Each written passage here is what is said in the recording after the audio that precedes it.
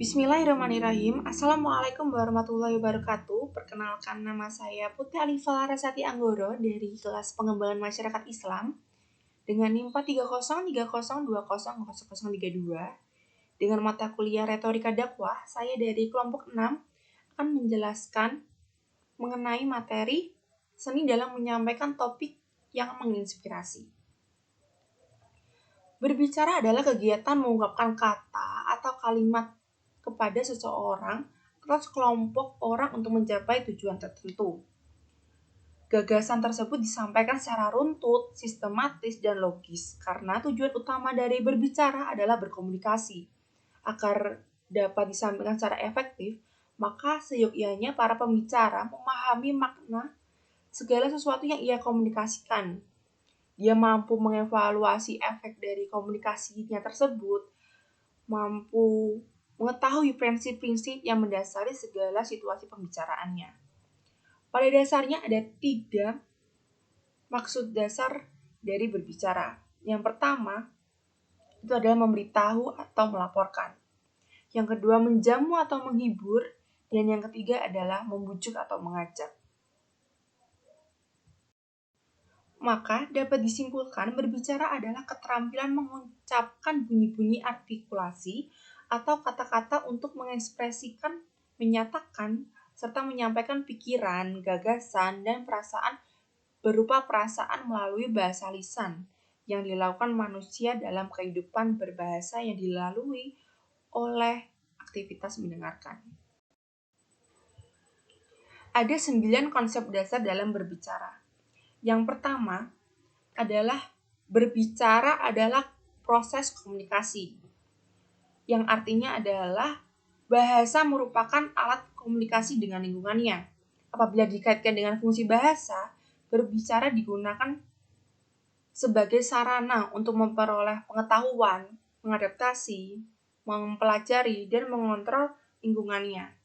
Karena berbicara merupakan salah satu alat komunikasi terpenting bagi manusia untuk menyatakan diri sebagai anggota masyarakat. Lalu yang kedua adalah berbicara dan menyimak merupakan 2 kegiatan resiprokal.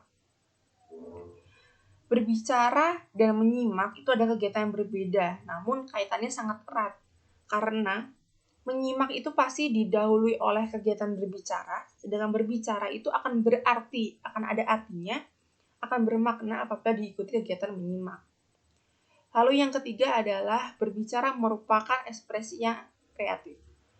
Melalui berbicara yang kreatif, manusia tidak sekedar menyatakan ide, namun dia juga memanifestasikan kepribadiannya. Dia tidak hanya menggunakan pesona ucapan kata dalam menyatakan apa yang hendak ia katakan, tetapi dia menyatakan secara murni, fasih, ceria, dan spontan. Perkembangan persepsi dan kepekaan terhadap perkembangan keterampilan berkomunikasi menstimulasi yang bersangkutan untuk mencapai taraf kreativitas tertinggi dan ekspresi intelektual. Lalu yang keempat adalah berbicara merupakan tingkah laku. Sebenarnya melalui berbicara, pembicara itu menggambarkan dirinya. Karena berbicara merupakan simbolisasi kepribadian pembicara. Dalam kegiatan berbicara itulah terselip kepribadian sang pembicara itu. Selain tingkah laku, dinamika pembicara kepada kejadian di sekelilingnya, kepada pendengarnya, dan kepada objek tertentu. Lalu yang kelima adalah berbicara merupakan tingkah laku yang dapat dipelajari. Karena sistemnya itu keterangan mekanistis, maka semakin banyak kita berlatih, maka semakin dikuasai keterangan itu. Namun berbeda lagi jika kita nggak pernah berlatih, maka kita akan semakin kesulitan untuk mengutarakannya. Lalu yang keenam adalah berbicara distimulasi oleh pengalaman.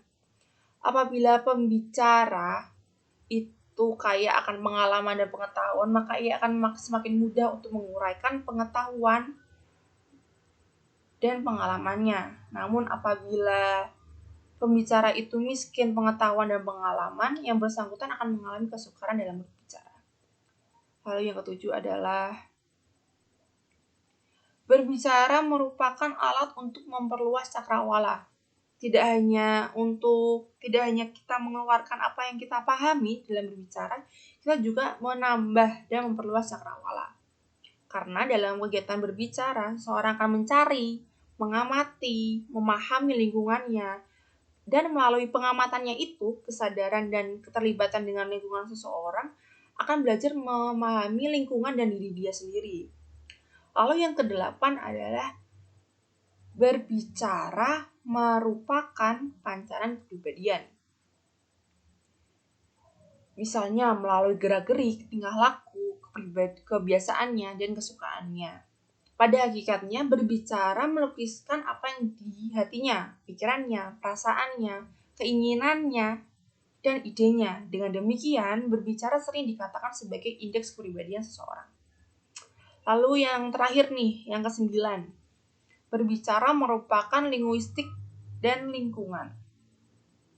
Manusia adalah produk dari lingkungannya. Apabila dalam lingkungan hidupnya ia sering berbicara dan lingkungan itu selalu menyediakan kesempatan untuk belajar dan berlatih, maka orang tersebut akan mempunyai kemampuan linguistik yang memadai. Lalu dari beberapa pendapat yang sudah saya uraikan, saya dapat menyimpulkan bahwa hakikat keterampilan berbicara adalah suatu proses kegiatan mengomunikasikan gagasan-gagasan yang disusun serta dikembangkan oleh kebutuhan pendengar dan penyimak. Sekian penjelasan saya mengenai seni dalam menyampaikan topik yang menginspirasi. Apabila ada salah kata atau salah penyebutan, saya mohon maaf. Wabillahi taufiq wal hidayah. Wassalamualaikum warahmatullahi wabarakatuh.